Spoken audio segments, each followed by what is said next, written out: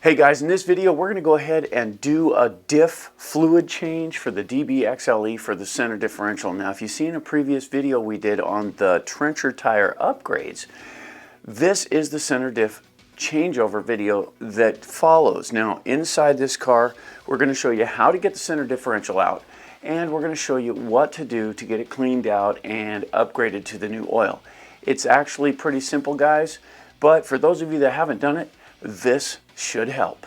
Check this out.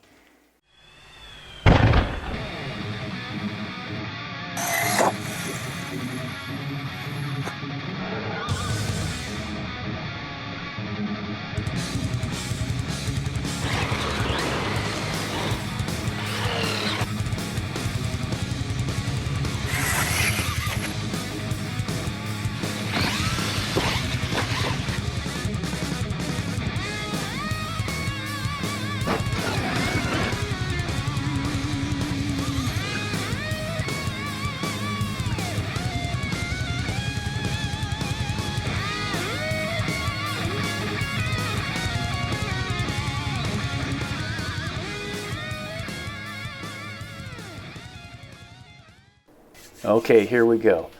So this is pretty simple to get apart, guys. First we need to get this top plate loose, and there's many things you got to kind of get out at once. But first off, we want to get this. What this plate is this is the pinion gear cover right here. It can be a little stubborn, but it'll come off. And let's just go ahead and keep that screw in there.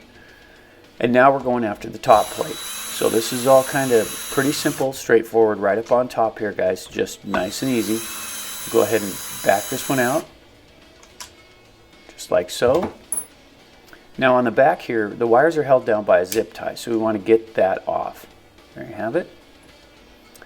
And now we can get these little bits off here. So the little bits are like hold downs for the wiring and that type of thing. And you can see if it's connected to the wires there, we need to loosen those up so that we can pick things up and get them out of the way. So they're just those little hold down clamps. Now we can go after the big plate. And when you're using a power tool like this, guys, don't go super fast. You don't want to heat up that plastic, but see there? Plate, nice and easy. Now, on the back side of the speed control mount, there is a singular screw that goes through there. You need to back that one out so you can lift the speed control out of the way, because we are going to need to get at that drive shaft underneath there. Put the screw back through the hole just so we don't lose it. Now on the bottom, there's 5 screws. There's 2 up front, and those are the front bearing holder for the differential. And then there's 3 in the back that hold the motor mount and, you know, the differential all in place. It's all one unit. There you go. 1, 2. And when you get to this third one, guys, reach around the back side and hold the motor in place, because it'll fall loose if you're not careful. There you go. See here? That whole thing's loose. Pull the front bearing, and it'll pop right out. Okay, here it is. That's the center diff for the DBXL-E 2.0. Pretty straightforward. Now, if you use one of these tools, make sure you've got a good bit in it, because we don't want to round out these 4 screws. Nice and careful, get them out nice and easy. Now this is all aluminum and everything, so you don't really have to worry about burning up the plastic, but it's just good practice to run things at a nice slow pace. It prevents overheating and damage to the threads. And those are the 4 screws, and it should come right apart like that. Nice. Let's have a look inside. Look at there, guys. Lots of oil in there, so that's good. Losi did a good job on that.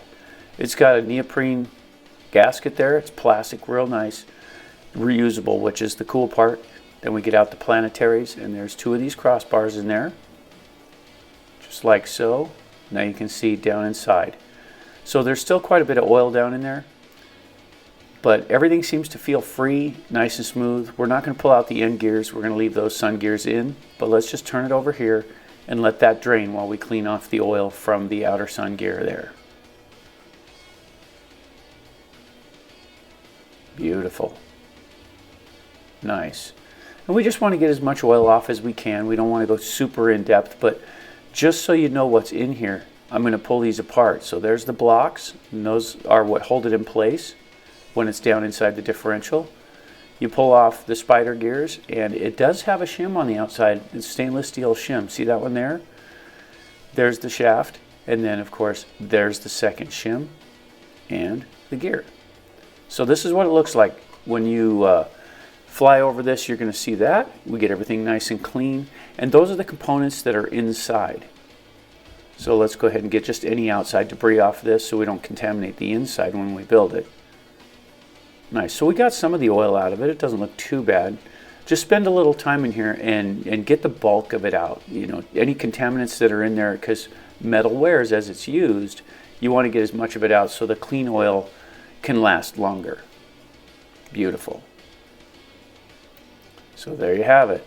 Everything clean, you know, to a point. And now here's the 500K that we're going to put back inside of it. And this bottle is just the right size to fill a 5th scale differential. So we're going to go ahead and fill this halfway up. We don't want to overdo it because we still have to put the center gears back in it. So just about halfway. And the reason you put that in first is you want the oil underneath the components too, or it can cavitate. You'll think you're full, but you're not. So see, we're looking at about 50% there. And see the debris, it's not debris, but see the darkness in there? That's the previous oil that we didn't get out. Now that's not an issue. Okay, so you take the shaft, slide on one of the spider gears, put on the shim, and then install the outer block. There you go. So that's half of it. So we're going to do the same thing on the other end. We'll slide the gear on, and these are still kind of sticky. So put on the shim, and then the outer block. Now these shafts have a flat spot in the middle of them. The first shaft in, make sure that flat spot is facing upward. That's what helps them interlock, so you can keep everything, you know, timed just right. So you put it down in, make sure your blocks slide into the slots, just like that, and then make sure it's timed. Get those gears to seat good before you go on to the next one. See there? Everything's seated really nice. And the flat spot was up. Now on this second one, flat spot goes down, and that allows those two shafts to interlock the way they're supposed to. Just like that. Okay, so let's go ahead and finish filling it up.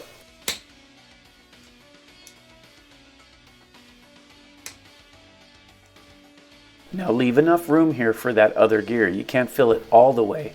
You got to have a little space in there. Get the gasket back in place. Just like that, line up the holes.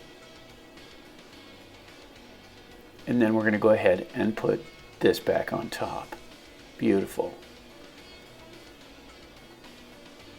So now the spur gear's in place. Let's go ahead and line up the holes. And any small tool that'll go down through there will do the job there. And generally on this, guys, I like to use hand tools for this, especially with the smaller differentials, because the plastic can overheat when you screw into it. But this is all aluminum, and it's got pretty good threads to it. So I'm going super slow. I'm not in a big hurry here.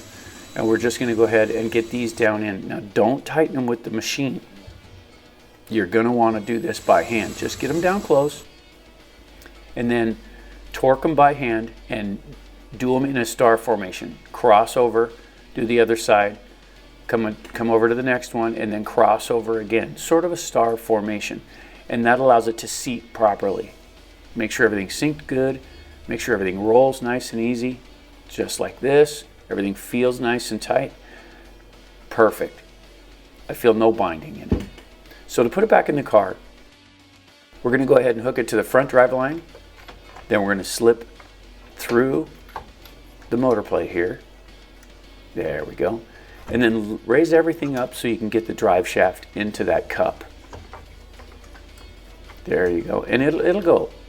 Now you might have to move things around a little bit to get those ears down in the slots. There. And seat it back in place. Take a good look at it. And then hold it while you stand it up so you can keep your holes lined up. And then get those screwed in by hand just to hold it in place so it can't fall off if you move or whatever. Go ahead and pre-start these. Like so. There we go. And then just snug down the center one. Good. Now, we did that just to hold it in place so we could get the front two in. That's a different component, so you may have to work it a little bit to get it in line, but there are a couple of stubs that go down into the chassis to hold it in line, which makes it real nice. 1 and 2. And we're going to go ahead and torque all these down by hand. There we go.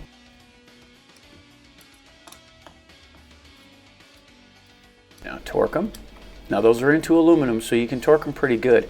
And there's a lot of weight on that motor, so you know, don't overdo it so you strip it out. But make sure they're good and tight, and these front two are in plastic, so don't get crazy on the front two. There you go. Now that that's in place, we can go ahead and slip the speed control back down in place. Put that tail bolt back through.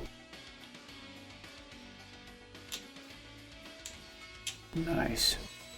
Run it in nice and easy. Excellent. Put the top plate back on. Basically, we're just going to reverse what we did to take it apart. Make sure you remember where each of the screws goes. Pre-fit them if you need to, like this, and then run them down. Nice and easy here. And like I say, don't torque them with the gun. Torque them by hand.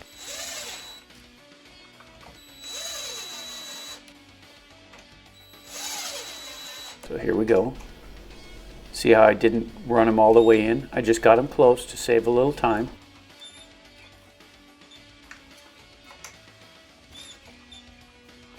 There we go.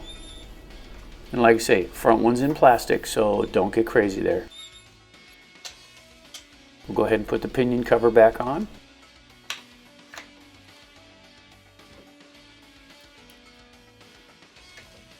Sweet. Now those little cups that hold the wiring down, we're going to go ahead and put those little braces back in. And that'll hold those connectors for the batteries in place. And there you have it, guys. It's that simple. It really isn't a difficult process at all. I like the big cars because you can really get a grip on things, but it's pretty straightforward and pretty simple.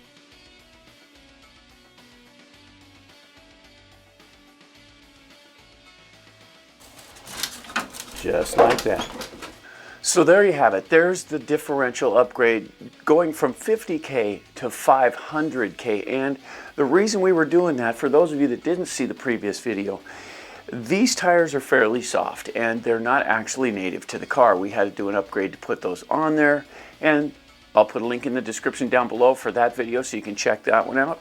This one, however, what happened was these would overspin because the fluid was too light in the center differential, and it doesn't really just attack this car. It really does affect most cars out there, unless you have a center slipper clutch and you don't have a center differential where you can't adjust it anyway. In the cars with a center differential, this same rule applies. Of course, weight changes what you're going to use for consistency. So in other words, if you're running 10 scale, the oils you're using in this 5th scale car won't actually work. You're going to have to find out what fits each car. Now, the idea is when you go to drive the power to the car and you pull the pin on the thing, what it does is the weight shifts. So all this weight is going to come right back on the tail of the car. And when that happens, the weight lightens on the front. Now, if you've got really light center differential oil in there, when the weight lightens, you're going to break traction in the front. When you break traction, the motor's going to send all the extra power to the front. It's just going to fry the front tires. The backs will only have the amount of traction that the front tires get because it'll bleed off the extra through the front. That's how that works, guys. So if you've got no oil or really light oil in here, as soon as it crouches, let's say you only have 10 pounds of traction in the front. Since it bleeds off all the extra past that 10 pounds, you'll only get 10 pounds of traction in the rear. Maybe a little bit more, but not much, because it will bleed all the power to the front. Changing your diff oil for the center evens that throttle out a little more. And what happens is, even though this crouches in the back like this, it's so thick in the center as far as the oil goes that even though you break traction in the front and it starts to spin out a little bit, the resistance in that center differential drives more power to the rear, and it gets you out of those spots. So instead of having, example, 10 pounds of traction here, 10 pounds of traction here, with stiffer diff oil, you may brake at 10 pounds here, but it may drive 20 in the rear or more depending on your diff oil. Now, that's the beautiful thing of that. And if you really just want to drive them evenly, you can lock them up. But guys, in a car this size, there's so much weight involved that if you lock that up, all the weight goes on those drive axles that go back and forth from the differential to the outdrive units. And that's these back in here, guys, these and these. And they're not really all that big considering the amount of weight. These can weigh up to 37 pounds depending on what you put in them for upgrades and batteries. This one runs right around 30, 31 pounds. But think about this, guys. It's capable of 45, 50 miles an hour. Do the math. That's a lot of impact. So if you come down on a corner and you catch one tire, all the weight of that car is transferred through that one axle. And if you're locked up, it tries to drive it through the whole system instead of letting that one wheel bleed it off. So it's a lot harder on the parts inside. If you lock it completely, I changed mine to 500K, and guys, it works really good. So hey, if you haven't already, don't forget to subscribe, like, and share. It's awesome when you do, and we really do love the comments around here, guys. You know, this DBXL-E, it's one of our favorites, and we're looking into getting possibly a couple other big cars. I like to stay within the 8th scale range because, one, they're really easy to manage. Two, they're affordable for most of the people out there. When you get into these big cars like this, the money spent out to get one and then the money to operate it is a lot more than people think. And the thing is not everyone can afford to do that. So I like the 8th scale cars because they're reachable for most people and they're fast, tough, and durable. However, I am getting the bug for the bigger cars and I am enjoying them a lot. This is, well, look guys, this is a Losi and it's one of my favorites.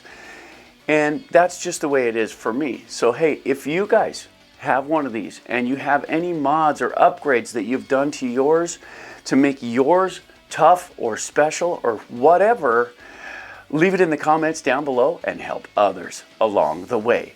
Hey guys, I'm AJ with AJ Jam Studios saying, keep wrenching, guys.